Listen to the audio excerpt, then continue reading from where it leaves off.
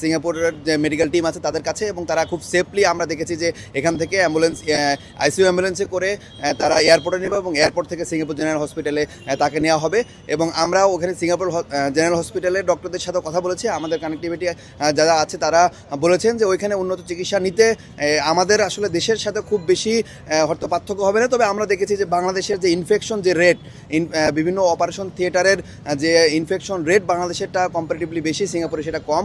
এবং আমরা আসার যে কথাগুলো আমরা বলেছি যে এরকম আসলে রুগীর ক্ষেত্রে আসলে নিউরোসার্জিক্যাল আউটকামটা কী হবে। আমরা একজন নিউরোসার্জারি ডক্টর হিসেবে বলতে চাই যে আউটকামের ক্ষেত্রে আসলে আমি যদি ডক্টর হিসেবে বলতে চাই তাহলে হয়তো খুব বেশি আশা আমরা দেখতে পাচ্ছি না। তার নিউরোসার্জিক্যাল যে রেসপন্সটা প্রথম যেভাবে আছে ঠিক এখনও হিসেবে আছে, কিন্তু একজন অ্যাক্টিভিস্ট হিসেবে এবং জুলাইয়ের পক্ষে শক্তি হিসেবে আমি দেখছি যে অনেক কিছু মিরাকেল হতে পারে। আমরা দেখেছি এর আগে জুলাই আগস্ট মাসে ঢাকা মেডিকেল কলেজে আমরা এরকম অনেক রোগীর অপারেশন করেছি, যাদের বুলেট ইঞ্জুরি হয়েছিল, ব্রেনে বুলেট লেগে এক পাশ থেকে আরেক পাশে চলে গিয়েছে, তাদেরও কিন্তু আউটকাম আমরা দেখেছি যে কিছু কিছু ক্ষেত্রে রিভার্স করেছে। এবং আমরা দেখেছি কাজল নামে একটা রুগী আমরা অপারেশন করেছিলাম নিউরোসায়েন্স থেকে, তাকে রেফার করা হয়েছে, সে কিন্তু এখন হাঁটাচলা করে। তো এইসব ক্ষেত্রে আমরা আসলে আশা দেখতে পাই যে আসলে আমরা চাই সবাই, এবং দেশবাসীর দোয়া আছে এবং আপনাদের সবার দোয়া আছে যে ওসমান হাদি আবার কামব্যাক করবে ইনশাল্লাহ। আমরা সবাই তার জন্য দোয়া করব এবং তার একটা সুস্থ স্বাভাবিক জীবনে ফিরে আসার জন্য আমরা সবাই প্রত্যাশা করি। তার সাথে তার পরিবারের 2 জন সদস্য যাচ্ছে, তার ভাইরা যাচ্ছে।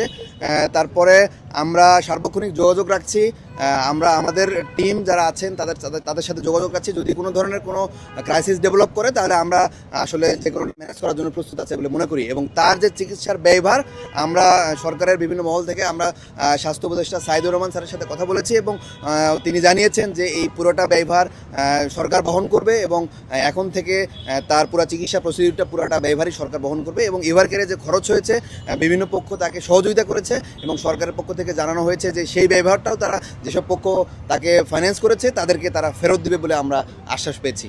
মেডিকেল বোর্ড অফিসিয়ালি হ্যান্ডওভার করেছে এভার কেয়ারের টিম, সিঙ্গাপুরের থেকে যে ওইখানে এক্সপার্টরা এসেছেন তাদেরকে হ্যান্ডওভার করেছে।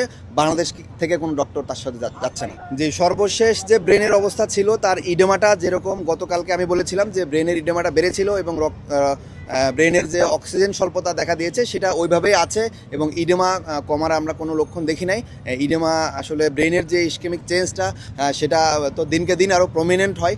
আজকে যেহেতু নতুন করে কোনো সিটি স্ক্যান করা হয় নাই, সেহেতু তার আসলে নতুন করে ব্রেনের স্ক্যান না করা গেলে তার ইডেমার কন্ডিশনটা ঠিক আমরা বলতে পারবো না।